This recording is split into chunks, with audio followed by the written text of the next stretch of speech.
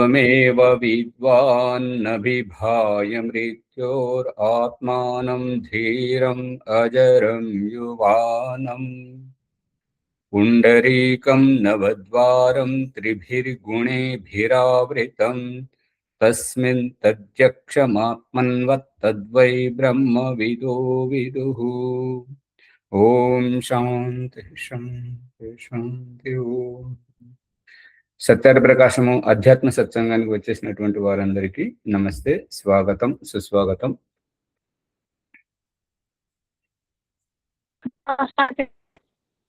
ఓం నమస్తే ఆచార్య శ్రీవిద్య.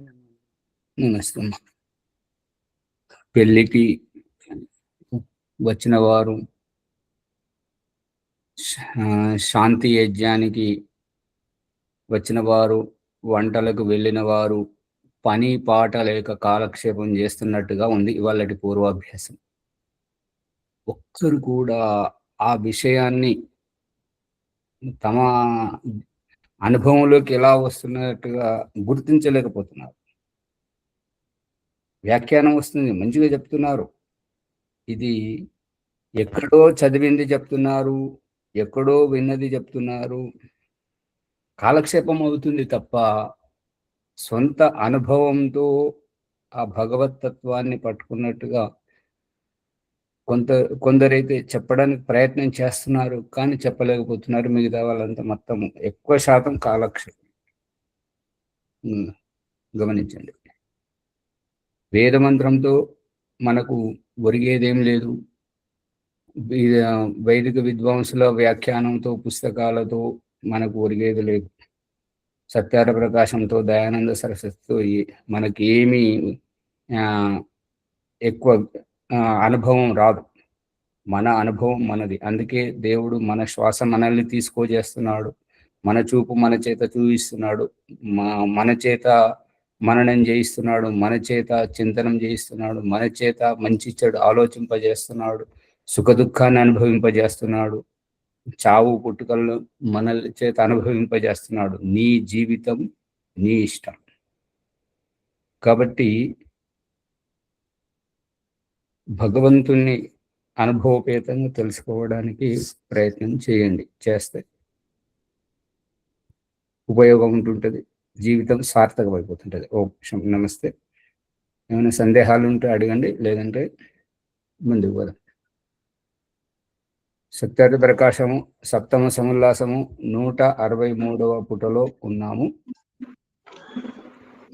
ఓం నమస్తే ఆచార్య. నమస్తే.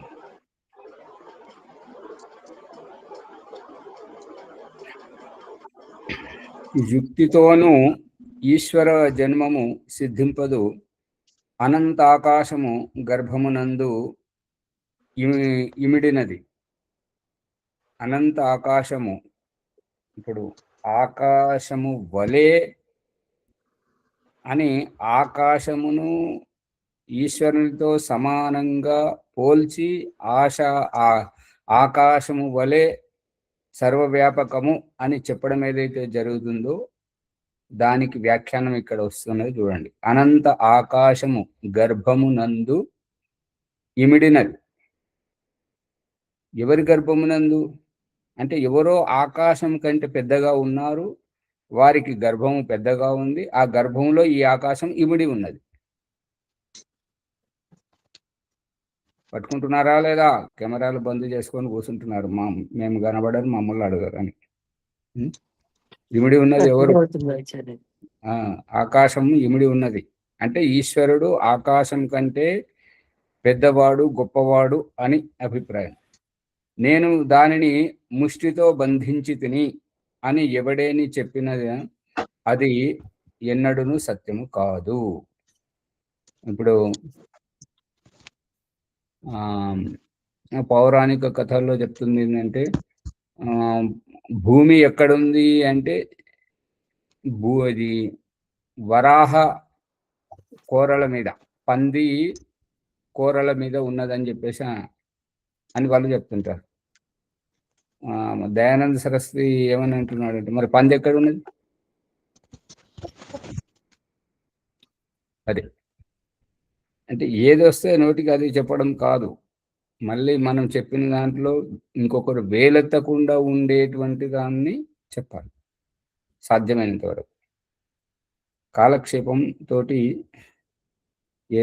తెలివైన వారి సమయాన్ని నష్టం చేసిన వాళ్ళం అవుతుంటాం. అందుకని అలాంటి ప్రయత్నం చేయొద్దు. ఏలైనా ఆకాశం అనంతం, అన్నింటి యందును వ్యాపించి ఉండును. ఆకాశము అనంతము. పన్నులోనూ ఉంది, వెంట్రుకలోనూ ఉంది, ఎముకలోనూ ఉంది, చర్మంలోనూ ఉంది, రక్తంలోనూ ఉంది, రక్త కణాల్లోనూ ఉంది, మాంస కణాల్లోనూ ఉంది, మెదడు కణాల్లోనూ ఉంది. అన్నింటిలో ఉన్నది కాబట్టే శుక్ర కణ స్థితి నుంచి గర్భంలోకి వెళ్ళిన తర్వాత పిండముగా ఎక్కడి అణువు అక్కడ వికసితమవుతుంది. గోరు స్థానములో ప్రతిదీ పెరగడం గమనించండి. ఆకాశం ఉంటేనే పెరగడానికి అవకాశం ఉంటుంది. ఆకాశం లేకుంటే పెరగడానికి అవకాశం ఉండదు. అందువలన నది వెలుపలకు రాదు. అందువలన నది కాదు, అది వెలుపలకు రాదు. ఏ ఈశ్వరుని అందు ఇమిడి ఉన్నదో అది ఈశ్వరుని బయటకు రాదు, లోపలకు పోదు. లోపలికి పోదు, బయటకు రాదు అనంటే ఈశ్వరుడు అణువణువున ఇమిడి ఉన్నాడు. ఈశ్వరుడు స్థూలం కాదు, ఈశ్వరుడు సూక్ష్మము. ఆకాశము స్థూలము, స్థూలము కాబట్టి సూక్ష్మము లోపలికి పోదు. అట్లే పరమేశ్వరుడు అనంతుడు, వ్యాపకుడు అగుట వలన అతడు వచ్చుట పోవుట అనునదెన్నడును సిద్ధము కాదు. ఆ విధంగానే పరమేశ్వరుడు అనంతుడు, వ్యాపకుడు అయినందువల్ల ఆ పరమేశ్వరుడు రావటము పోవటము అనేటువంటిది, అవతరించడము చచ్చిపోవటము అనేటువంటిది ఉండదు. ఒకవేళ వచ్చిండు అవతరించిండు అని అంటే రాముని చావు రామునికి తెలియదు, కృష్ణుని చావు కృష్ణునికి తెలియదు, యేసు ప్రభువు చావు యేసు ప్రభువుకు తెలియదు, హజరత్ మొహమ్మద్ చావు హజరత్ మొహమ్మద్కు తెలియదు, మహావీరునికి తెలియదు, గౌతమ బుద్ధునికి తెలియదు. వారికి నేను ఇలా చనిపోతానని తెలిస్తే వారు దానితోటి జాగ్రత్త పడేవారు కదా. రామునికి బావిలో దూకి ఆత్మహత్య చేసుకోవాల్సిన అవసరం ఉండేది కాదు. శ్రీకృష్ణునికి ఈ పొదల చాటున, ఈ యొక్క అడవిలో, ఈ యొక్క బావి దగ్గర నేను ఇలా పడుకొని ఉంటే ఎవడైనా చంపుతాడని చెప్పేసి అతనికి ముందే తెలుసుంటే అక్కడ కాకుండా ఇంకెక్కడైనా విశ్రమించేవాడు కదా. నేను ఈ యొక్క నన్ను ఈ శిలువ పైన వేసి మేకులతో కొట్టి తలపై పెడతారని ఆయనకు తెలిసి ఆయన పుట్టేవాడు.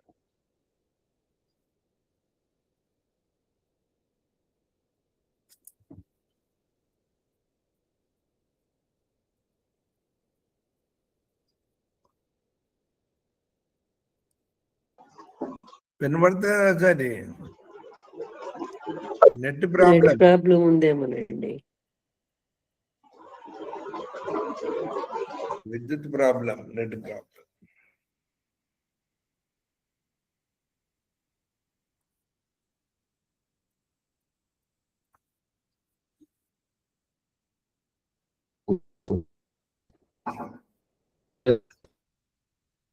ఒకసారి ఆన్ ఆఫ్ చేయండి ఆచారి. సిస్టమ్ ఆన్ ఆఫ్ చేస్తే మనకు సెట్ అయితే.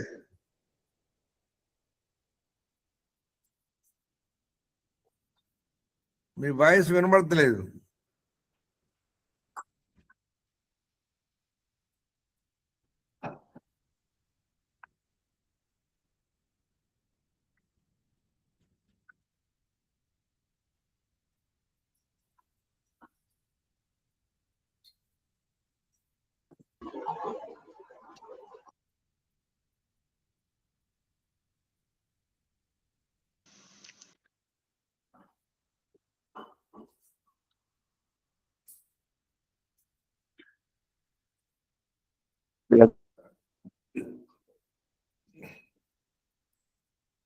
రికార్డింగ్ లేనట్టుందా ఆచార్య?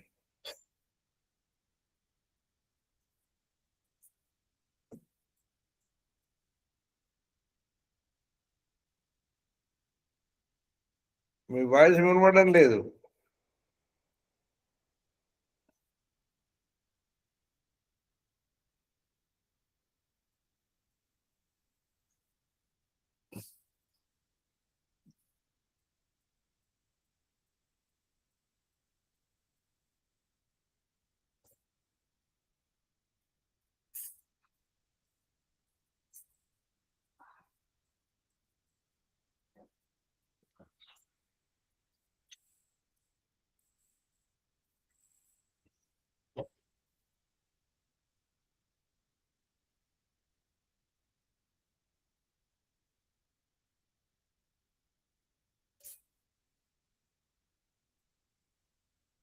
అక్కడ విద్యుత్ ప్రాబ్లం ఏదైనా- ఉన్నట్టుంది, సిస్టమ్ ఏదైనా ప్రాబ్లం, ఒక- విద్యుత్ ప్రాబ్లం. పాట పాడండి లేకపోతే. పడండి ఎవరైనా ఒక పాట.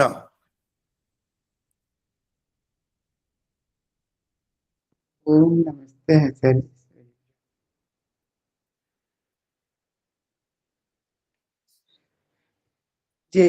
జయము జయము భరతమాత, జయము నీకు జగన్మాత. ఈ జగన్న సాటి ఎవ్వరే, ఓయమ్మ నీకు ఈ జగన్న సాటి ఎవ్వరే. గంగ యమున గోదావరి సింధు కృష్ణ కావేరి తుంగభద్ర తపసీ నర్మద పెన్న, పొంగి పొరలే తరంగాలు నీ మెడలో హారాలు. జీవనదులు కన్న తల్లివి, ఓయమ్మ నీవు జీవనదులు కన్న తల్లివి. జయము జయము భరతమాత, జయము నీకు జగన్మాత.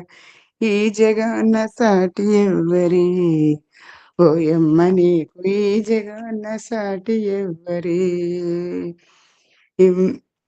హిమాలయ పర్వతాలు దేవతలకు నిలయాలు, దట్టమైన అరణ్యాలు మహామునుల స్థావరాలు, పంచకనిజ లోహాలు. నిజముగ నీవు రత్న గర్భవి, ఓయమ్మ నీవు నిజముగ రత్న గర్భవి. జయము జయము జయము జయము భరతమాత, జయము నీకు జగన్మాత. ఈ జగన్న సాటి ఎవ్వరి, ఓయమ్మ నీకు ఈ జగన్న సాటి ఎవ్వరి.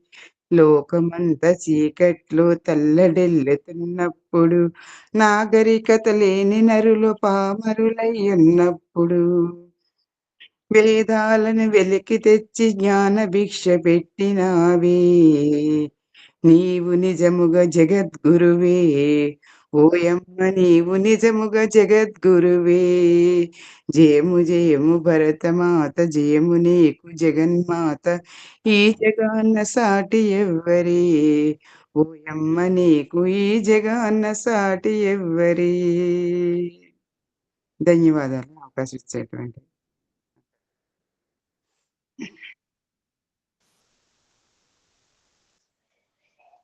రాజమౌళి గారు పాడాలా అన్నయ్య? పాడండి పాడండి, ఆచార్య గారు వచ్చేవారు.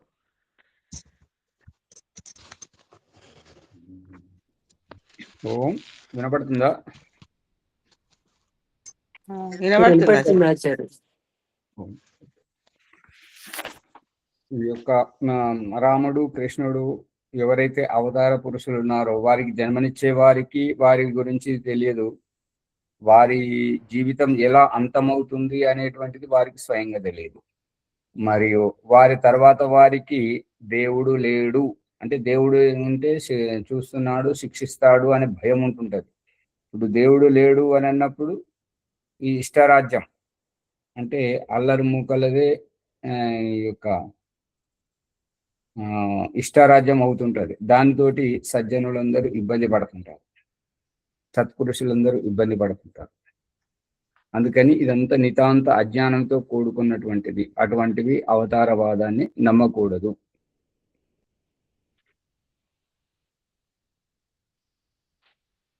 అంతటా ఉండు వస్తువులలో బలి అంటారా ఆచార్య?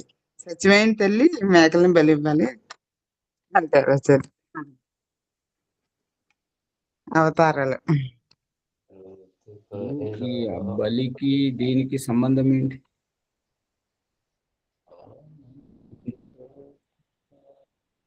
ఆకారాన్ని గుర్తిస్తున్నారు కదా ఆచార్యజీ, మరి నిరాకారాన్ని అది గుర్తించలేదు తర్వాత వస్తుంది కదా, 10వ సముల్లాసంలో వస్తున్నది ఆ విషయం, భక్ష విషయంలో వస్తుంది. ఇప్పుడైతే భగవంతుని విషయంలో తెలుసుకోండి. ప్రాసంగికంగా ప్రశ్నిస్తే ఎంతైనా చెప్పొస్తుంది. దాంట్లో వినేవారికి కూడా వీళ్ళు తెలివిగా ప్రశ్నిస్తున్నారని చెప్పేసి ఆసక్తికరంగా వింటుంటారు. అప్రాసంగికంగా ప్రశ్నిస్తే ఏమంటారంటే వీళ్ళకు పని పాట లేదు, వాళ్ళకి అర్థం కావట్లేదు, ఏదో అడుగుతున్నారు, ఆయన ఏదో చెప్తున్నాడు అని చెప్పేసి చులకన చేస్తారు. అందుకని ప్రాసంగికంగా ప్రశ్నించండి. అంతటా ఉండు వస్తువులలో రాకపోకలు జరగవు.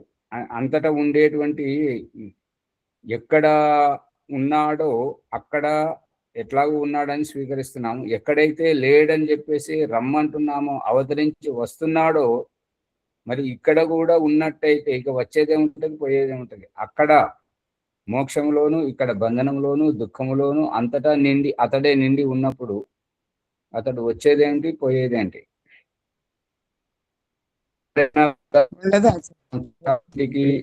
ఈ ఊరుకు ఆ ఊరికి వెళ్ళి రావడం ఎందుకు? మనం ఉన్న నుంచి వస్తాం. ఈ భగవంతుడు కూడా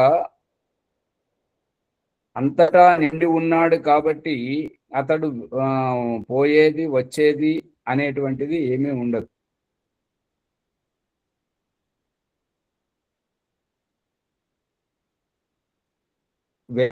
ఈ పరమేశ్వరుడు ఎట నుండియో వచ్చుటకు గర్భములో లేడా? అంటే ఇప్పుడు దేహం కావాలంటే రజవీర్యాల సంయోగం కావాలి. రజవీర్యాల సంయోగం కావాలి అని అంటే అన్నం ద్వారా రావడానికి జీవాత్మలో లేడా? గర్భాధానంగా రావడానికి స్త్రీ యొక్క గర్భాశయంలో లేడా అనేటువంటిది ఇక్కడ ప్రశ్న. భగవంతుడు అంతటా నిండి ఉన్నాడు కాబట్టి అతడు వచ్చుటకు పోవుటకు వీలు లేదు. ఏకదేశీయులే ఇక్కడికి రావడం అక్కడికి పోవడం జరుగుతుంటది. సర్వవ్యాపకుడైనటువంటి పరమాత్మకు అటువంటి ఆస్కారమే లేదు. వెలుపల లేడా లోపల నుండి బయటకు వచ్చుటకు? ఈశ్వరుని విషయమున ఇట్లు చెప్పుటయు అంగీకరించుటయు విద్యాహీనులకు గాక మరి ఎవరికిని తగదు. కావున ఈశ్వరుని రాకపోకలు జన్మ మరణములు ఎన్నడూ సిద్ధింపవు. అందువలననే క్రీస్తు మున్నగు వారు కూడా ఈశ్వరుని అవతారములు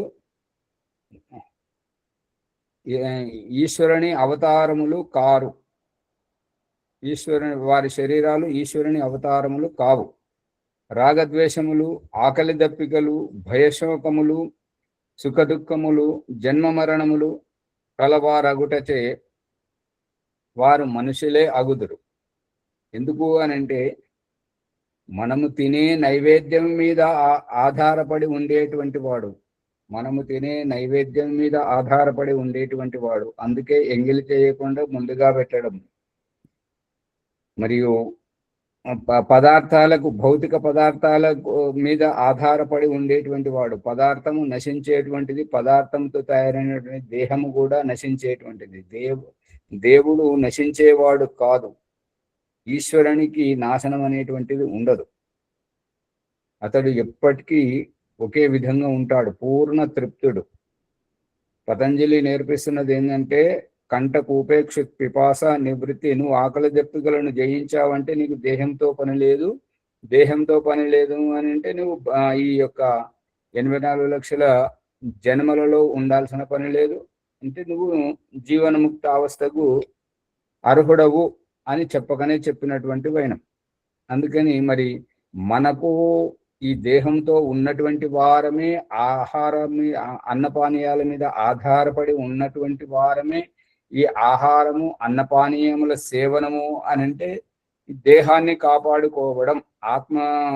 ఆత్మ పట్టుబడలేదు కాబట్టి దేహం పట్టుబడింది కాబట్టి, దేహాన్ని మనం ప్రత్యక్షంగా చూస్తున్నాము కాబట్టి, స్త్రీ జన్మ, పురుష జన్మ, పశుపక్షి ఈ జన్మలకు విలువనిస్తున్నాము కాబట్టి ఆహారం మీద, ఆహారము కాలముతో తయారైనటువంటిది. ఆ ఆహారం ద్వారా ఆ కాలము అనేటువంటిది మన దేహానికి వస్తుంది.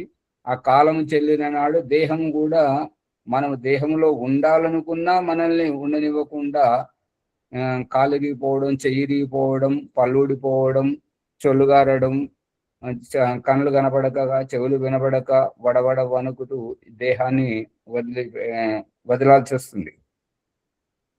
అందుకని ఇటువంటి దుస్థితి ఈశ్వరునకు రాదు. ఈ రకంగా ఈ దుస్థితి నుంచి, ఈ సుఖ దుఃఖాల నుంచి, ఈ రాగద్వేషాల నుంచి, ఈ దేహబంధం నుంచి బయటపడాలంటే నువ్వు మొట్టమొదట నీ ఆకలి దప్పికలను నువ్వు జయించు. ఆకలి దప్పికలను జయిస్తే నీకు దేహంతో పని లేదు. దేహంతో పని లేకపోతే నువ్వు ఈ మోక్షానికి అర్హుడవు అని మనల్ని ఈ భవసాగరం తరింపజేయడానికి మార్గాన్ని సూచిస్తున్నప్పుడు, మరి భగవంతుడు ఈ సుఖ దుఃఖాల్లోకి ఎలా వస్తాడు? ఈ రాగద్వేషాల్లోకి ఎలా వస్తుంటాడు? రావణుడు సీతనెత్తుకపోయాడని కోపముతో సీత లేకుండా అయోధ్యకు తిరిగిపోతే, అయోధ్య వాసులు జనకునికి నేను సమాధానం ఇవ్వాలనేటువంటి కర్తవ్య విముఖత అతనిని వారధి కట్టించింది.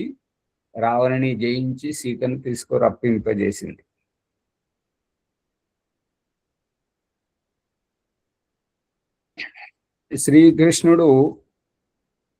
శ్రీకృష్ణుడు ధర్మాన్ని కాపాడడానికి నేను ధర్మముగా నడుస్తున్నాను, ధర్మముగా నడవడమే మానవోచితము అని చెప్పి ఉపదేశించేటువంటి శ్రీకృష్ణునికి శకుని తారాసపడడం, ఏమంటారు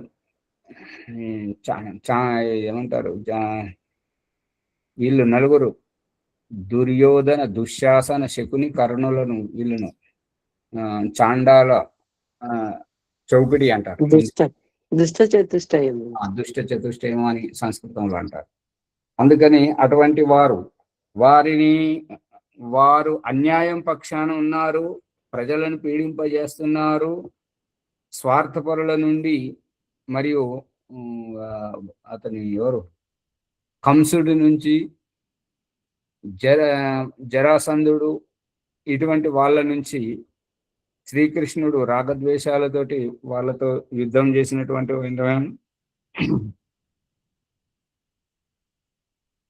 యుద్ధము తాను చేయకుండా ఉండి ఇతరుల చేత చేయించి దుష్ట సంహారం చేయించినటువంటి వాడు. మరియు తన అత్యంత ప్రియమైనటువంటి ఉత్తర కుమారుడైనటువంటి మనవడు, అంటే అభిమన్యుని కొడుకు ఉత్తరుడు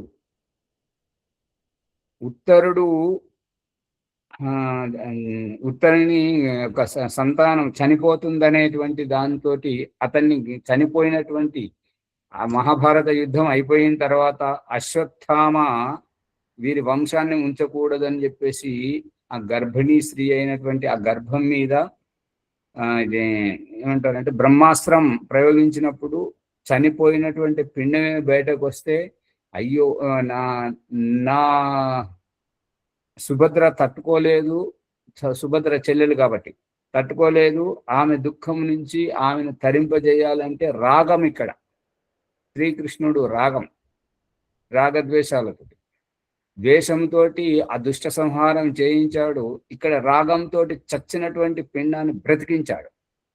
కానీ తాను ఎలా చేస్తాడో అది తెలుసుకోలేకపోయాడు. అంటే ఇవి దేవుని లక్షణాలు కావు అనేటువంటిది అభిప్రాయం.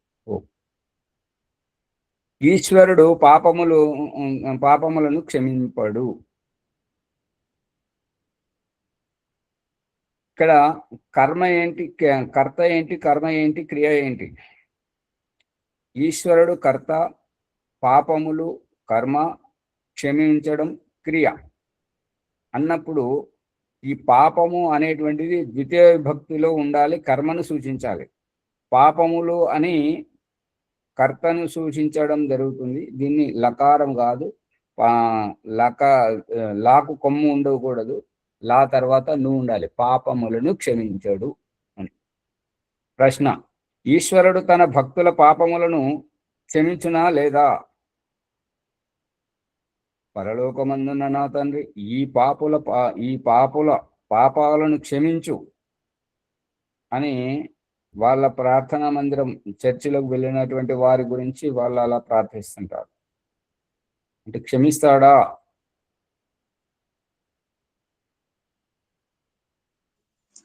క్షమించడు ఆచార్య. మరి క్షమిస్తే ఏమవుతుంది అంటే క్షమిస్తే పాపాలు పెరిగిపోతుంది. పాపాలను అజ్ఞానం పెరిగిపోతుంది ఇంకా. అజ్ఞానం పెరిగిపోతుంది, భయం ఉండదు ఎవరికి. దీనికి సమాధానం చెప్తున్నాడు ఏంటంటే, క్షమిస్తాడా లేదా అంటే లేదు. ఈశ్వరుడు పాపమును క్షమించినతో అతని న్యాయము నష్టమగును. మనుషులెల్లరూ మహాపాపులగుదురు. క్షమను గూర్చి వినగానే మనుషునకు పాపమనుచుటిలో నిర్భయత, ఉత్సాహము కలుగును. రాజాపరాధిని క్షమించిన అతడు ఉత్సాహి అయి అధికాధికముగా గొప్ప గొప్ప పాపములను చేయును. ఇక పాపాలను క్షమిస్తూ ఉంటే వారికి లైసెన్స్ ఇచ్చినట్టే అవుతుంటది కదా. అందుకని గొప్ప గొప్ప పాపాలను చేయడం జరుగుతుంటది. కాకడవాడి ఆర్య సమాజంలో ప్రవచనం చెప్తున్నటువంటి పండితునికి గాయత్రి మంత్రం మీద ధియో యోనః ప్రచోదయాత్, భగవంతుడా నాకు సద్బుద్ధిని ప్రసాదించుము అనేటువంటి వ్యాఖ్యానం జరుగుతున్నప్పుడు ఒకతను ఆ నిండు సభలోంచి లేచి నిలబడి, గురుగారు, నేను మీ ప్రవచనం విని చాలా ప్రభావితం అయ్యాను. అలాగని నేను చేసేటువంటి వృత్తి దొంగతనం, పిక్ పాకెట్, జేబు దొంగను. నేను ఈ వృత్తిని, దొంగతనాన్ని మానేయను, జేబులు కొట్టడం మానేస్తాను అని అంటే, నేను కోరుకుంటున్నది ఏంటంటే, భగవంతుడా ఇక మీదట నాకు ఈ జేబులు కొట్టేటువంటి చిన్న ఆలోచననివ్వకు, పెద్ద పెద్ద ఇండ్లు దోసుకునేటువంటి సద్బుద్ధిని. వెలుగుతుందా లేదా? ఏది మాట్లాడుతుంది? సద్బుద్ధి ఎలా అవుతుంది ఆచార్య? అంటే ఇదివరకు చిన్న చిన్న జేబులు కొట్టుకుంటూ బతికేవాడంట. ఇప్పుడు ఆ చిన్నవి చేయను, పెద్ద పెద్ద ఇండ్లు దోసుకుంటాను. కాళ్ళలో వచ్చేవారని దారి ఉద్దేశం. అంతే కదా, అభివృద్ధి. ఇప్పుడు మీరు ధియో యోనః ప్రచోదయాత్ అంటే నాకు సద్బుద్ధిని ప్రసాదించు అని అంటే, ఇతను కూడా అంటున్నాడు ఏదో నాకు సద్బుద్ధిని ప్రసాదించు అని చెప్పేసి. అప్పుడు గురువు గారు చెప్పడం జరిగింది ఏంటంటే, నువ్వు దొంగతనం చేస్తున్నావు అని అంటే స్వామికి తెలియకుండా అతని వస్తువును నీ అధీనంలోకి తీసుకుంటున్నావు. మరి ఆ యొక్క యజమాని ఆ వస్తువు గురించి ఇబ్బంది పడ్డప్పుడు, వీడు కొట్టేశాడు, ఇట్లా చేశాడు అని చెప్పేసి అతడు ఎంత బాధపడుతుంటాడో, ఆ బాధ అంతా నీ సద్గతిని ఆవిరి చేసేస్తుంటది, నీ పుణ్యాన్ని హరిస్తూ పోతుంటుంటది. అందుకని నువ్వు ఈ దొంగతనం చేయడం, వాళ్ళు ఎంతెంత అయితే బాధపడుతూ ఉంటారో, శాపనార్థాలు పెడుతుంటారో, ఆ శాపనార్థాల ప్రభావము నీ యొక్క పుణ్యాన్ని హరించుకుపోతూ ఉంటుంటది. కాబట్టి ఈ దొంగతనం అనేటువంటిది చేయడం తగదు. ఇక్కడ ధియో యోనః ప్రచోదయాత్ అంటే, ధియ అంటే బుద్ధి, తెలివితేటలు, సన్మార్గములో ప్రేరేపించును గాక. నువ్వు ఏదైతే దుష్ట పని చేసేవాడివో అదే దుష్ట పని, చిన్న చిన్న దుష్ట పనులు కాదు, పెద్ద దుష్ట పనులు చేయాలని నువ్వు కోరుకుంటున్నావు. కానీ ఇక్కడ మంత్రంలో ఏమున్నది అంటే, సన్మార్గములో ప్రేరేపించుము గాక. సన్మార్గం, సజ్జనుల యొక్క సాంగత్యము, గొప్ప గొప్ప పనులు, మంచి పుణ్యకార్యాలు చేసేటువంటి ఆ భావజాలంలో నన్ను ప్రేరేపించుము ఓ పరమేశ్వర అని మంత్రార్థం చెప్పడం జరిగింది అని చెప్పి అతనికి చెప్పడం వల్ల అతడు తన వృత్తిని మానుకొని మంచి ఉద్యోగము, వ్యాపారము చేసుకోవడం ప్రారంభించాడు.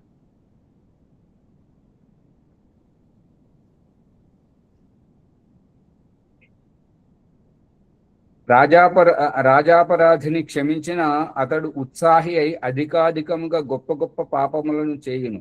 కారణము రాజు తన అపరాధములను క్షమించును కదా. అంటే ఇక తెలిసిపోయింది ఏంటంటే రాజు అపరాధిని క్షమించిన అతడు ఉత్సాహంగా ఎన్నో పాపాలను చేస్తాడు. ఎందుకు చేస్తాడు అని అంటే రాజు క్షమిస్తాడు కదా. రాజు క్షమించడం వల్ల అతడు ఏ అపరాధం చేయడానికైనా అనుమాత్రమైన వెనుకాడాడు. అందుకని ఈ అపరాధములను క్షమించడం వల్ల అపరాధాలు పెరిగిపోతాయి, కానీ ధర్మము, సజ్జనత, శిష్టత, సభ్యత అనేటువంటివన్నీ కనుమరుగైపోతాయి. అపరాధములు చేసి రాజునకు నమస్కరించిన రాజు మనలను క్షమించును అని విశ్వాసం కలవారై అపరాధము లేకుండా ఎక్కువగా అపరాధము లెక్కుడుగా చేయదడుగుతారు. అంటే అపరాధములు చేస్తుంటేనే వారికి రుచి దొరుకుతుంటది అన్నట్టుగా. ఇప్పుడు ఏంటంటే మనం అపరాధం చేస్తే మనల్ని ఎదిరించేవారు లేరు, అడ్డుకునేవారు లేరు, శిక్షించేవారు లేరు, క్షమిస్తారు. అలా అని వాళ్ళు అపరాధాలు చేసుకునేటువంటి అలవాటుకు బానిసలవుతారు. అపరాధములు చేయని వారు కూడా భయము లేని వారై పాపములను చేయుటకు పూనుకుంటారు. కావున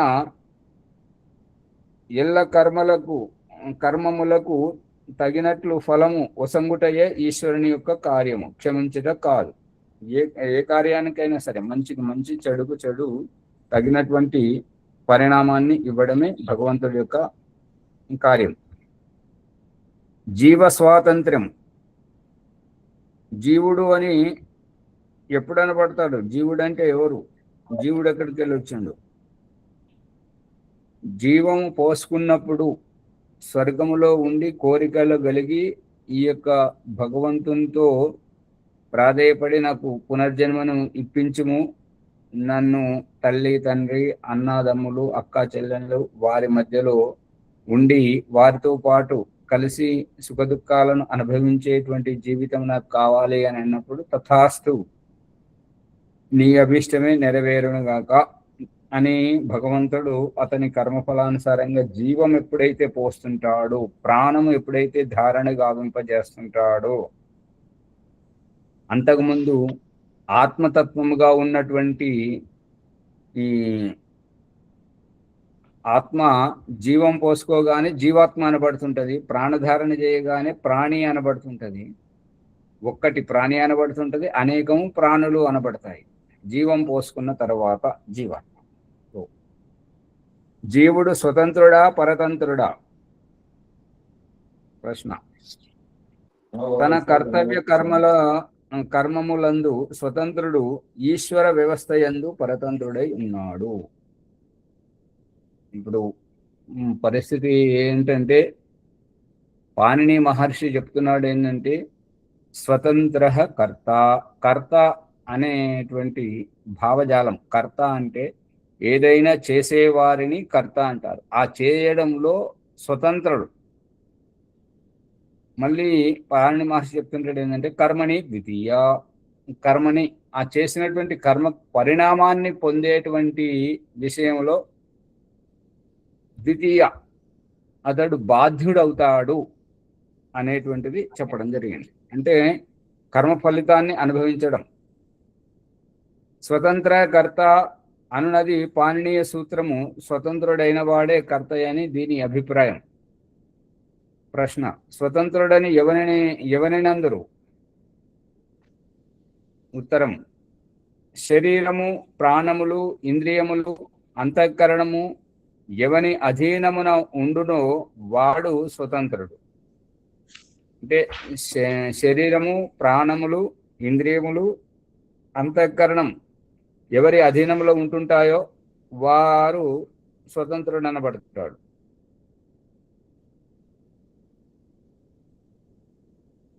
ఒక నదీ తీరమున ఒక ధర్మగురువు, ఒక సాధ్వీమని అధ్యాత్మ చింతన, ఆత్మ సాక్షాత్కారం చేసుకోవడానికి నదీ తీరమున నిలబడి ఆ యొక్క ప్రకృతి సౌందర్యాన్ని చూసుకుంటూ అధ్యాత్మ చింతన చేస్తుంది. ఆ నదీ తీరాన ఆ గాలి వచ్చి ఆ యొక్క గురువు గారి వస్త్రము ఎగిరి ఈ యొక్క సాధ్వీమణి ఎవరైతే ఆ ఆత్మ పరమాత్మల సాక్షాత్కారం చేసుకోవడానికి వచ్చి ఉన్నదో ఆవిడ మీద పడింది. అప్పుడు ఆమె ఒకేసారి చెంగున ఇట్లా ఒళ్ళు జలధరించినట్టు అయిందనమాట. అయి ఏమంటున్నదంటే, మీ మగవారి వస్త్రాలు మాకు ఆడవారికి తగలకూడదు అనండి. అప్పుడు గురువుగారు ఏమన్నారంటే, నువ్వు ఇక్కడికి వచ్చింది దేనికి? ఆత్మ సాక్షాత్కారం, పరమాత్మ సాక్షాత్కారము ఆధ్యాత్మంలోకి వచ్చినప్పుడు దేహాన్ని ఒలిస్తేనే దేహం యొక్క ఆత్మతత్వం బోధపడుతుంటది. ఇంద్రియాతీతము దేహాతీతమైనటువంటి ఆత్మతత్వాన్ని ఎరిగేటప్పుడు ఈ పైన కప్పుకున్నటువంటి ఈ వస్త్రానికి ఏమి తెలుసు? నువ్వు ఆడదానివా, మగానివా, నేను ఆడదాన్నా మగాని వస్త్రానికి ఎలా తెలుస్తుంది? ఎవరు మాట్లాడాలి? స్త్రీ పురుషులు ఆత్మతత్వం కాదు, ఆత్మతత్వం వేరు. వస్త్రానికి తెలియదు ఆచార్య. ఇప్పుడు ఓం ప్రకాష్ అమ్మాజీ గారికి చెప్పినటువంటిది భావమే ఇక్కడ ఇతను చెప్పాడనమాట.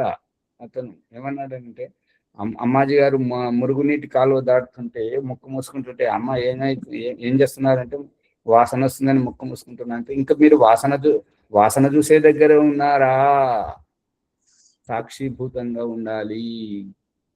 ఈ సుఖ దుఃఖాలకు, ఈ వాసనలకు, ఈ రాగద్వేషాలకు అతీతంగా ఉండాలి అని ఓం ప్రకాష్ అయితే చెప్పిండు. ఆ గురువు గారు కూడా అదే చెప్పాడంట ఆమెకు. అమ్మా, నువ్వు ఈ వస్త్రాలు పైనవి, ఆ వస్త్రాల కంటే లోపల ఉన్నటువంటిది దేహము, ఆ దేహంలో ఉన్నటువంటి ఇంద్రియాలు. ఈ పొరలను ఒలిస్తేనే ఆత్మతత్వం బోధపడుతుంటది అని చెప్పేసి వారు చెప్పారు. మనము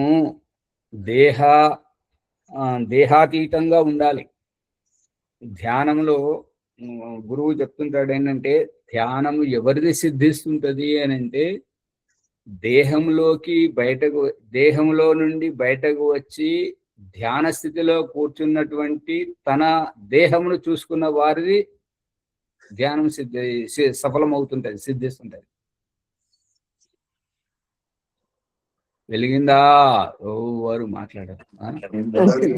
నిజమే ఆచార్య, చాలా బాగుంది.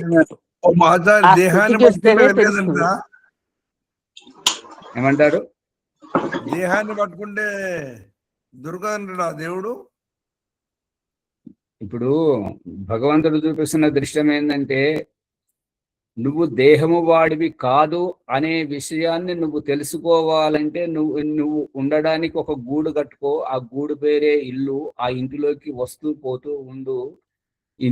ఇల్లును చూడాలి అంటే ఇంటి బయటకు నుండి ఇల్లును చూడగలడా? ఇంట్లో ఉండి ఇల్లును చూడగలడా? ఇంటి బయట నుండి ఆచార్య. పరకాయ ప్రవేశం, మరణము, ముక్తి దేహం నుండి బయటకు రప్పింపజేసి చూపిస్తున్నాడు కదా. అవును.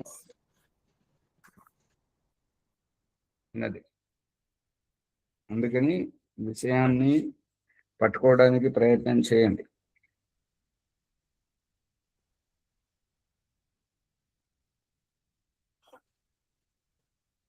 సమాధానం: శరీరము, ప్రాణములు, ఇంద్రియములు, అంతఃకరణము ఎవరి ఆధీనంలో ఉంటాయి అంటే జీవాత్మ ఆధీనంలో ఉంటాయి. అతడు స్వతంత్రుడు కాని వానికి పాపపుణ్యములు ఎన్నడు అంటవు. స్వతంత్రుడు కాని వాడికి పాపపుణ్యములు అంటవు. అటువంటి అవస్థ గల వారిని చెప్పండి ఎవరు? పిల్లలు దేవుడు చల్లని వారి, కళ్ళ కపట మెరుగని కరుణామయులే. వెలిగిందా?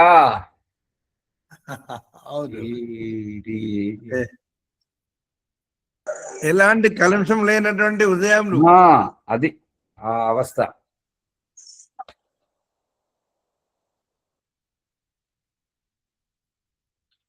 బాగుంది ఆచార్య. ఓం సమయం నాస్తి. మధ్యలో కరెంటు పోయి అది నెట్ పని చేయక ఒక అమ్మ వరలక్ష్మమ్మ గారు, ఇది దేశభక్తి గురించి కాదు, ఇది ఒక ఆందోళన కాదు, ఇంకేది కాదు. ఆ పాట పాడడం ఇంకా ఈశ్వరుని అభివ్యక్తి గురించి, ఈశ్వరుని గుర్తించేసేటువంటి అటువంటి పాటలు పాడాలి. కానీ మీరు ఇంకేదేదో పాడతారు. ఎవరైనా సరే ప్రకరణానుసారంగా పాడండి, చాలా గుర్తింపు వస్తుంటుంది. అప్రాసంగికంగా పాడండి, ఎవరైనా మన పేరు పెట్టి వేరికి అవకాశం ఉండండి, వారు ఏం చెప్తారో వారికి తెలియదు. ముందు ఎవరైతే ప్రసంగానుసారంగా చెప్తుంటారో వారికి అవకాశం ఇస్తారు. అందుకని ఆచార్య గారు చెప్తారా? చెప్పండి. ఒక సందేహము. ఇప్పుడు మీరు అన్నారు కదా, చిన్న పిల్లలకు కల్మషం లేదు, వాళ్ళకు పాప పుణ్యాలు ఉండవు అంటారు కదా. అలానే జంతువుల గిట్ట వాళ్ళకు చేతనతత్వం తక్కువ ఉంటది, అండ్ వాళ్ళకి ఏంటంటే ఆలోచన శక్తి ఉండదు, కాబట్టి వాళ్ళ గిట్ట పాప పుణ్యాలు అండవుగా ఆచార్య గారు? అంటుతాయా అంటావా వాళ్ళ జంతువులకు? ఇప్పుడు మీ భాషలో, మీ ప్రశ్నలోనే సమాధానం ఉన్నది. ఇప్పుడు పశు శరీరం అంటున్నారు, పశు జన్మ అంటున్నారు, అది శిక్ష కాదా? అది ఆ దేహంలో ఉండడం అది శిక్ష కాదా? శిక్షనే. కాకపోతే తను ఆ శిక్షల కాలంలో తను చేసే కర్మల జ్ఞానం ఉండదు కదా. కర్మలకు జ్ఞానం ఉండడం, కర్మకి జ్ఞానం ఉంటుంది. ఇప్పుడు మీరు మాట్లాడుతున్నటువంటి మాటలకి ఏమైనా జ్ఞానం ఉంటుందా? కాదు కదా. మాటలు మాట్లాడే వ్యక్తి తను ఏం మాట్లాడుతున్నాడు, ఏం చేస్తున్నాడు అనేటువంటిది. దీనికి ఏమని చెప్తుంటాడంటే, మీరు రిషి దయానంద సరస్వతి జీవితంలో ఒక ఘట్టం ఏంటంటే, అతనికి సమయానికి ఒక పాలవాడు పాలు తెచ్చి ఇచ్చేవాడు. ఒకరోజు ఏదో ఊహించని సంఘటనలో అతడు రాకపోయేసరికి స్వామీజీకి సమయం అవుతుందని చెప్పేసి ఆ ఆవు తాడు తెంపుకొని స్వామీజీ కుటీరం ముందుకు వచ్చి నిలబడింది. అప్పుడు స్వామీజీకి అర్థమైంది ఏంటంటే, ఓహో, అతడు పాలవాడు రాలేదు, అతను వేరే పనిలో పోయినట్టున్నాడు, ఆవు వచ్చింది అని చెప్పేసి తనకు పాలవాడు ఎన్ని పాలైతే ఇస్తాడో అన్ని పితుక్కోగానే మళ్ళీ ఆవు వెళ్ళి ఆ పాలవాడు ఎక్కడైతే ఆవును కట్టేస్తాడో అక్కడ పోయి నిలబడతాడు. ఇది చూడండి. మళ్ళీ స్వామిని గుర్తించేటువంటి పక్షులు కానీ, చెట్లు కానీ, ఈ పశువులు కానీ తనను ఎవరైతే పెంచుకుంటున్నారో, ఎవరైతే సేవ చేస్తుంటారో వారు దగ్గరికి రాగానే ఆత్మీయుల ప్రేమ వలె అవి పులకరించిపోతుంటాయి. ఎవడైతే కొట్టడానికి, చంపడానికి వస్తున్నాడో వారి పట్ల ఈర్ష్య ద్వేషంతో, ఇప్పుడు అది వీరనాథ్ గారు ఫేస్బుక్ లో మీరు చూస్తుండొచ్చు, ఆ కొండల మధ్యలోకి వెళ్ళి పోతున్నటువంటి వాహనాలను ఆపడానికి కొన్ని జంతువులను వస్తున్నట్టుగా చూపించడం, అవి ఆపుతున్నటువంటి వాటిని కొంతమంది వాటి రహస్యాన్ని తెలుసుకోకుండా దూసుకుపోతుంటారు. ఆపినటువంటి వారికి వారి వాహనం ముంగట గుట్టలు కదులుతూ విరిగి పడుతున్నట్టుగా చూపిస్తున్నారు. గమనించారా? అవునవును ఆచార్య. మరి దాని అభిప్రాయం ఏంటి? ఎవరినో రక్షిస్తున్నట్టుగా, ఎవరికో సహకరిస్తున్నట్టుగా. ఇప్పుడు మన సైన్యంలో కూడా కుక్కలు ఉండి, డేగ పక్షులు ఉండి వాటి చేత కర్మలు చేయిస్తున్నారు కదా. అవి చనిపోతే కూడా వాటికి ఏంటంటే వీర సలాం చేయించి తుపాకులు పేల్చి వాటికి అంత్యక్రియలు చేస్తున్నారు కదా. అవును ఆచార్య. మరి మంచి కర్మలు చేస్తే ఆ రకంగా. అదే పిచ్చి పట్టి కరుస్తూ పోతుంటే, ఎవరిని పడితే వారిని పొడుస్తూ పోతుంటే వాటిని తీసుకెళ్లి బంధించడము, చంపేయడం జరుగుతుంది కదా.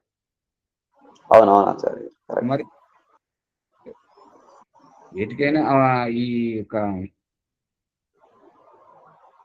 అది ఏంటంటే దుష్టులను సంహరించడం, దుష్టులను నియంత్రణలో పెట్టడమే ఉద్దేశం ఈ క్షత్రియుల యొక్క పరిపాలన.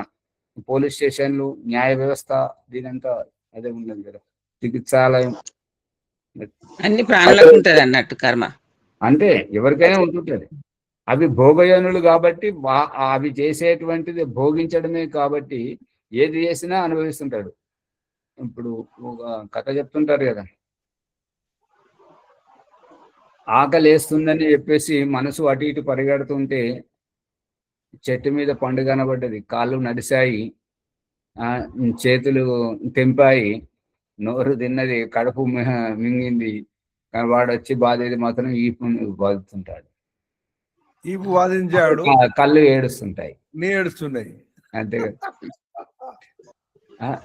చూసింది ఒకరు, తెచ్చింది ఒకరు, తిన్నది ఒకరు, ఇది దెబ్బలు పడ్డది ఒకరు, ఏడ్చేది ఇంకొకరు. ఇవన్నిటికి మూలం ఆత్మనే కదా ఆచార్య. అంతే కదా. అది సమయం చాలా అయిపోయింది. ఆచార్య ఓంప్రకాష్ గారు ధన్యవాదములు. ఆధ్యాత్మిక సత్సంగము జ్ఞానగంగా మనం సత్యప్రకాశము 7వ సౌల్లాసం చదువుతున్నాము. ఈశ్వరుడు అవతారం ఎత్తుడని, తర్వాత ఈశ్వరుడు పాపాలను క్షమించడని, ఎవరు చేసిన కర్మ వారే అనుభవించాలని, ఇంకా లోతైన విషయాలను తెలుసుకుంటున్నాము. ఎపిసోడ్ లైక్ చేయండి, షేర్ చేయండి, సబ్స్క్రైబ్ చేయండి, పక్కన ఉన్న గంట సింబల్ని గట్టిగా నొక్కండి. 1-2 సార్లు వినాలని ప్రార్థన. ఈరోజు వైదిక సంధ్యోపాసన ఎవరు? పాత వాళ్ళ, కొత్త వాళ్ళ? మూడో బ్యాచ్ నుంచి ఎవరైనా ఒకరు చేయించవచ్చు. ఈ రోజు ముగింపు వాళ్ళని. 3వ బ్యాచ్ లో ఎవరున్నారు చెప్పండి వారికి. జాడే సూర్యప్రకాష్ గారు ఉన్నారు. సూర్యప్రకాష్ గారు మరి వైదిక సంధ్యోపాసన చేపిస్తారా? సిద్ధంగా ఉన్నారా?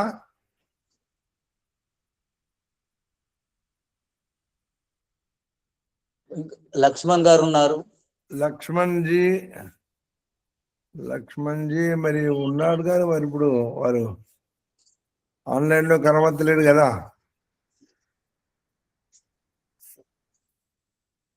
ఇంకా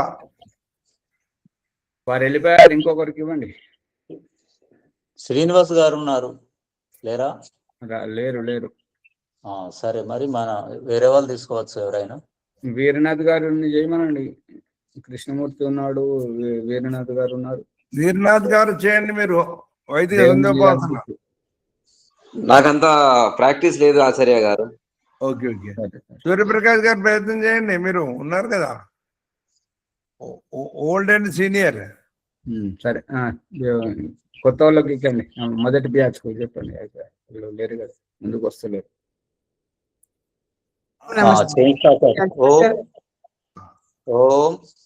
ఓకే. ప్రభాకర్ గారు నారాయణగేడు వైద్య సంధ్యోపం చేపిస్తున్నారు. నమస్తే ఆచార్య. సరే,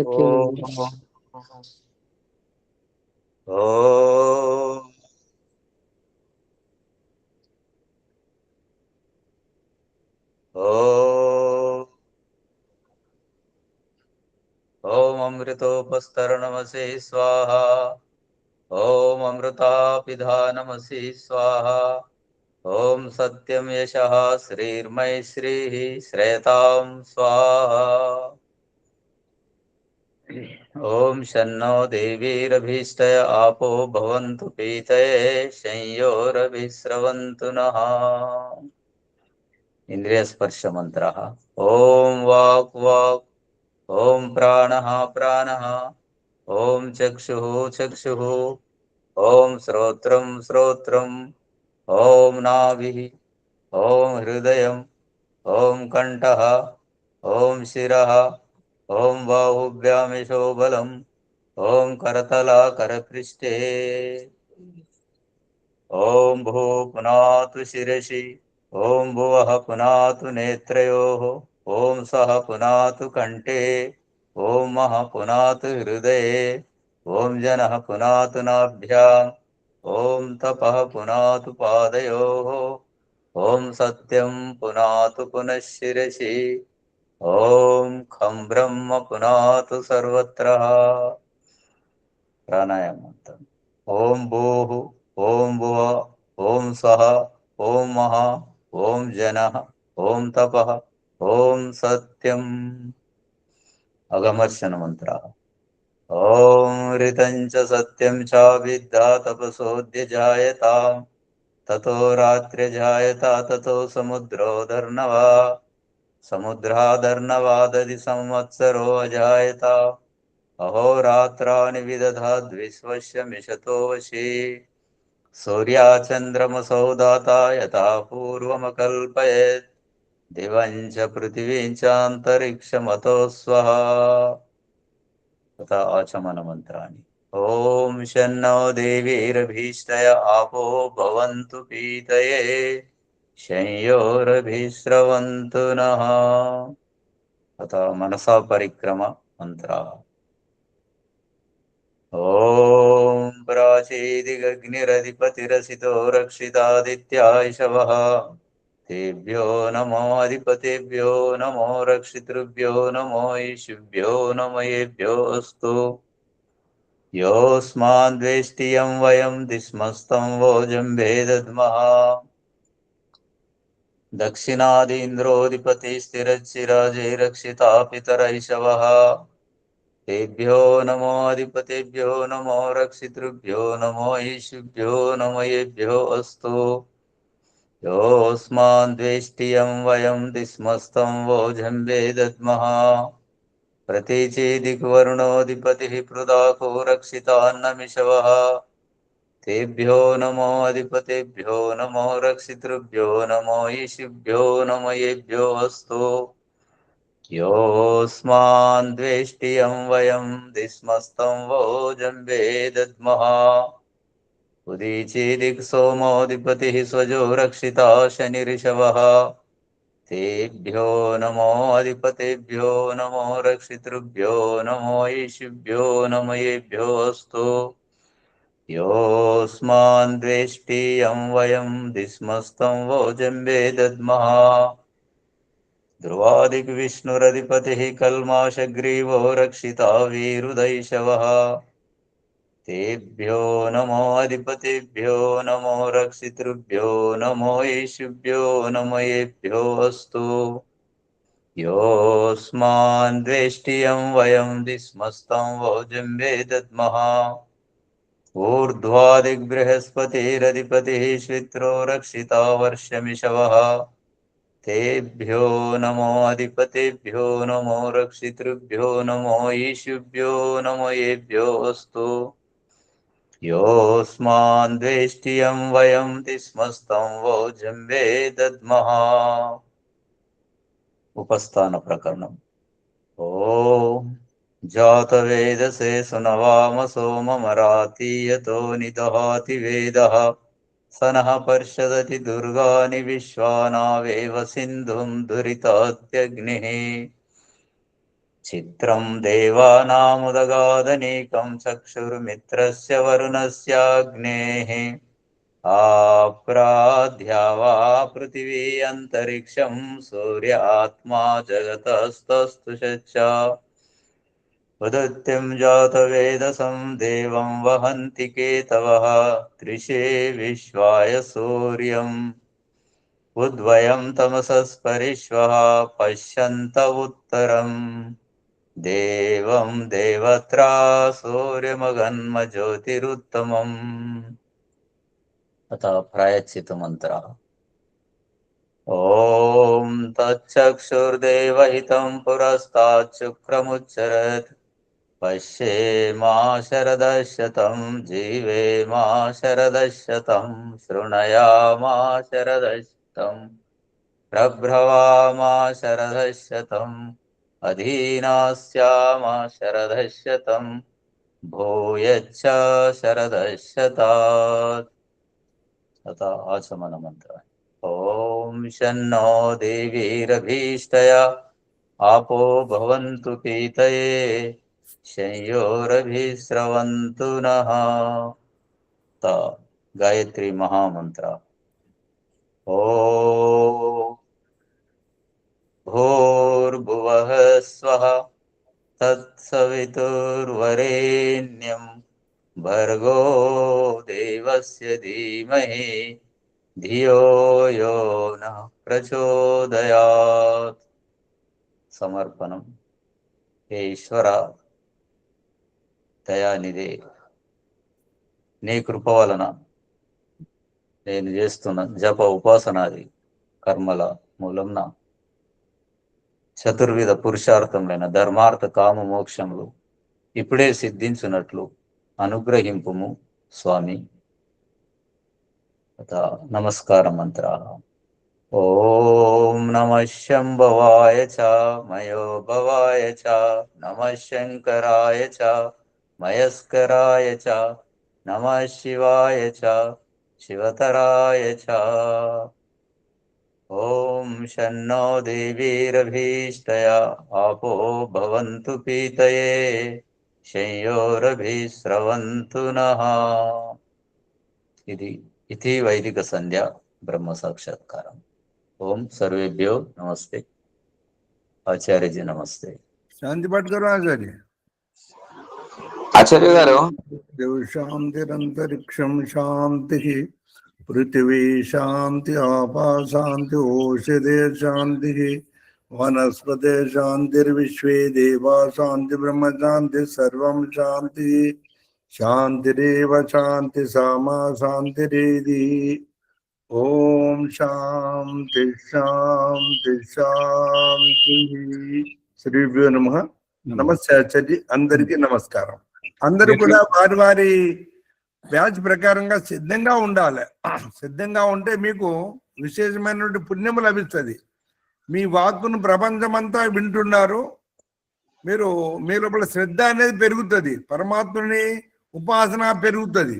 కాబట్టి అందరూ కూడా 1-2 సార్లు ప్రయత్నం చేసి ట్రాల్ ఇంట్లో చూసుకోండి, ఇక్కడ చేయండి. ఓం నమస్తే అండి. వీరనాథ్ గారు చెప్పండి. సార్ ఒక నా పర్సనల్ సందేహాలు మీతో మాట్లాడాలి 5 నిమిషాలు. ఏ టైంలో కాల్ చేయమంటారు ఆచార్య గారు? మధ్యాహ్నం తర్వాత చేయండి. ఒక 1 గంటకి చేయమంటారు ఆచార్య గారు? 2 తర్వాత చేయండి. సరే ఆచార్య గారు, ధన్యవాదాలు. నమస్తే. ఓం నమస్తే ఆచార్య, సర్వేభ్యో నమః. ఓం నమస్తే ఆచార్య, సర్వేభ్యో నమః. పుష్పమ్మ గారు ఉండండి. విజయదుర్గమ్మ గారు ఉన్నారా? ఓం ఆచార్జీ. 9ంటికి ఫోన్ చేస్తాం ఆచార్జీ. 9ంటికి ఖాళీ ఉంటుందా మీకు? మంచి. ధన్యవాదాలు. సరే.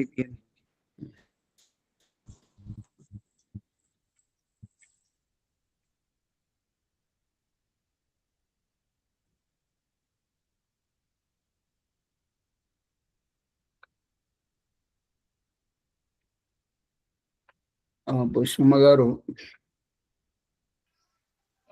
చెప్పండి. వారు అనసూయమ్మ గారు వస్తలేరు. ఆరోగ్యం బాగాలేదు అని అన్నారు ఆచార్య. రానన్నారా? కొన్ని రోజుల తర్వాత వస్తాను, కొద్దిగా పద్ధతి. అది మీ ఇంటిది మరి రేకులకి ఎంత అయింది అని కనుక్కున్నారా? అది తర్వాత ఆచార్య బిల్లు రాదు ఆచార్య. బిల్లు రాదంటున్నారు అలా చేస్తే. ఇప్పుడు గవర్నమెంట్ నుంచి బిల్లు వస్తుంది కదా ఆచార్య. అవునవును. ఇంకొద్దిగా గోడలు లేపితే బిల్లు వస్తుంది అని అంటున్నారు. అయితే తర్వాత రేకులు వేస్తే అట్లా బిల్లు ఆపేస్తారు. బిల్లు ఆపేసి ఇప్పుడు ఈ రేకుల ఈ గోడల మీద వేయచ్చు కదా రేకులు. ఇప్పుడు కానీ తర్వాత వాళ్ళు స్లాబ్ కే వేస్తారు ఆచార్య బిల్లు. అంటే ఇప్పుడు మా మొదటి నుంచి ఏం రాలేదా బిల్లు? ఒకటి వచ్చింది. వచ్చింది కాబట్టి రెండోది ఇంకా కొద్దిగా లేపితే గోడలు ఇంకా రెండోది వస్తుంది. మరి అది లేపాలంటే ఇప్పుడు మళ్ళీ ఇంకా 1-2 లక్షలు కావాలి కదా. ఇటుకలకు కావాలి. అదే మరి ఇటుకలకు మేస్త్రికి కావాలి. అవునవును. అయితే అదే ప్రయత్నం చేస్తున్నాం ఆచార్య, వీళ్ళ అక్కకు అడుగుదామని. అదే ఇప్పుడు మళ్ళీ కూర్చుంటామన్నారు కదా మీ బావగారు, ఇట్లా ఏమైంది అది? అవును, ఇంకా ఏం వీరితో మాట్లాడండి. సరే. అది మరి ఏదైనా పరిష్కారం చూసుకోండి. ఇప్పుడు ఏంటంటే మీ ఆడబిడ్డలను పిలవండి. ఆడబిడ్డలు మీ చిన్నమ్మ, మీ చిన్నత్త, పెద్దత్త వాళ్ళు లేరా? ఉన్నారా ఆచార్య? ఇంతవరకు పిలవలేదు నేను. అదే మనం చేసుకుందాం అని చెప్పేసి వీళ్ళ అక్క మాట్లాడితే అప్పుడు ప్రెగ్నెంట్ గా ఉన్నప్పుడు కొట్టిండు ఆచార్య. ఇప్పుడు వారిని ఒక్కరిని పిలవద్దు, ఆడబిడ్డని ఒక్కరిని పిలవద్దు, అందరిని పిలవాలి. మీ బంధువులందరినీ పిలవండి. పిలిచి మరి ఏంటిది పరిష్కారం అని చెప్పేసి అందరిలో పిలిచి అడిగితే అప్పుడు తెలుస్తుంది కదా. అవును, అదే అనుకుంటున్నాం, కానీ ఎప్పుడు కూర్చోబెడతారో తెలియదు ఆచార్య. అదే ఇప్పుడు మీ దాంట్లో ఎవరైతే పెద్దవాళ్ళు ఉన్నారో కులంలో వాళ్ళను కూర్చుండబెట్టండి. మీ బంధువులలో ఎవరైతే ఎవరి మాటకైతే విలువనిస్తాడో మీ బావగారు వారిని పిలవండి. ఇంకా వీలైతే సత్యవీర్ గారి దగ్గరికి కూడా వెళ్ళండి. ఉమ్. సత్యవీర్ ఆచార్య సత్యవీర్ గారు ఉన్నారు కదా నర్సాపూర్. అవునవును. మరి వారంటే కొద్దిగా గౌరవం ఉన్నది కదా వీరికి. అవును ఆచార్య. మరి అక్కడికి వెళ్ళండి. మరి ఆచార్య గారు మీరు ఒకసారి వచ్చి మా ఈ ఇంటి ఫోటోలు తీసుకెళ్ళండి. ఇగో ఇంతవరకు వచ్చింది, ముందేమో అనుమతి ఇచ్చిండు, దాంతో మేము కట్టుకున్నాము, ఇగో ఇప్పుడు పరిస్థితి ఇగో ఈ రకంగా ఉన్నది. మరి ఇప్పుడు లేవు అన్నది ఏది, ఉన్నప్పుడు ఇస్తా అన్న విషయం వేరు, నేను ఇవ్వను అని అంటున్నాడు. మరి దానికి ఏంటది అట్లా అడగండి. అవును ఆచార్య. అడిగితే మరి వారు చెప్తారు కదా. సరే ఆచార్య. మంచిది. కులం పెద్దలనంటే వాళ్ళు మీ అన్న వినడు, మేము రాము అని అంటున్నారు. అవును, మరి వినే వాళ్ళ దగ్గరకు వస్తారు కానీ వినని వారి దగ్గరకు ఎవరు వస్తారు? వారి ఏంటంటే మీ విజయ్ కుమారు చిన్ననాన్న పెద్దనాన్న వాళ్ళు మరియు మీ బంధువులు, మీ మీ మీ ఆడబిడ్డలు మరియు వాళ్ళ మేనత్తలు, మీ విజయ్ కుమార్ వాళ్ళ మేనత్తలు వాళ్ళు ఉంటారు కదా.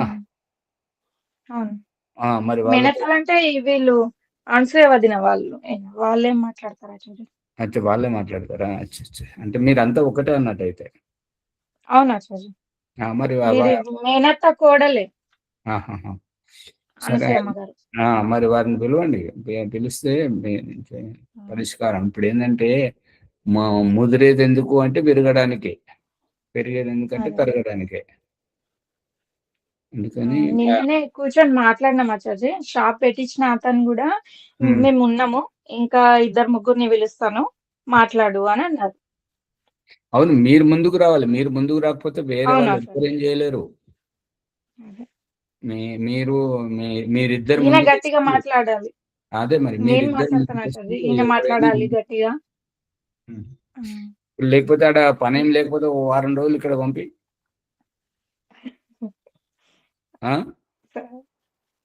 ఇప్పుడు షాపే చూసుకుంటున్నాం ఆచార్య.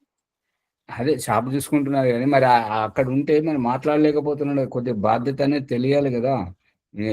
నువ్వు మీ ఇల్లు చూసుకోకపోతే, షాప్ చూసుకోకపోతే, షాప్ కోసం వాళ్ళైనా ఎన్ని రోజులైనా ఇస్తారు. ఒకరి దయా దాక్షిణ్యాల మీద ఉండొద్దు. మనం రోజు ప్రార్థన చేస్తున్నాం కదా, అది నాహ శ్యామ శరదయ శతం. మరి మన కాళ్ళ మీద మనం నిలబడితే అయిపోతుంటది. అవునా చదివి వాళ్ళు పెట్టుబడి పెట్టింది అంటే కొన్ని ఫోన్ పే ద్వారా వస్తున్నాయి కదా. ఇప్పుడు ఫోన్ పే ద్వారా పంపిస్తున్నాను నేను వాళ్ళకు. అంటే ఫోన్ పే వాళ్ళు పెట్టారు, వాళ్ళకి పోతున్నాయి వాళ్ళ అకౌంట్లకు. మరి నా వాళ్ళ పేరు మీదనే ఉందా ఫోన్ పేది? ఏమంటారు ఆచార్య? ఏంటి ఆచార్య? వాళ్ళ ఫోన్లకు పోతే ఎన్ని వస్తున్నాయి ఎన్ని పోతున్నాయి అని ఎట్లా తెలియాలి మరి మీకు లెక్కలు చూసుకునేటప్పుడు? నా ఫోన్ లోనే వస్తాయి ఆచార్య. నా పేరు మీద ఉంది, నా ఫోన్ లోనే వస్తాయి. అయితే నేను అది లెక్క చేసేసి వాళ్ళకు పంపిస్తాను, ముట్టించేస్తాను. వాళ్ళు పెట్టుబడి పెట్టిందంతా ఒక అది క్రమం వచ్చే వరకు చూసుకుందామని అన్నారు. సరే సరే సరే సరే, మంచిగా ఉండండి. ఎందుకంటే అది ఇల్లు ఒకటి అయిపోతే బాగుంటుంది కదా. అవునా ఆచార్య? ఇప్పుడు కిరాయి ఎంత కడుతున్నారు? ఇల్లుకు కిరాయి ఎంత కడుతున్నారు? 1200 ఆచార్య. మరి షాపుకు? షాప్కు సొంతమే ఆచార్య. అది షాప్. సరే సరే, షాప్ ఏం లేదు. సరే సరే, మంచిది. సరే ఆచార్య, ధన్యవాదాలు. ఓహో. ఓం ఆచార్య, ఒక విషయం.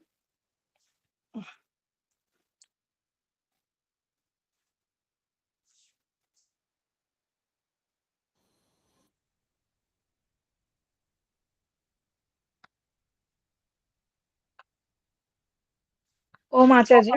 అమ్మా కొత్త వాళ్ళని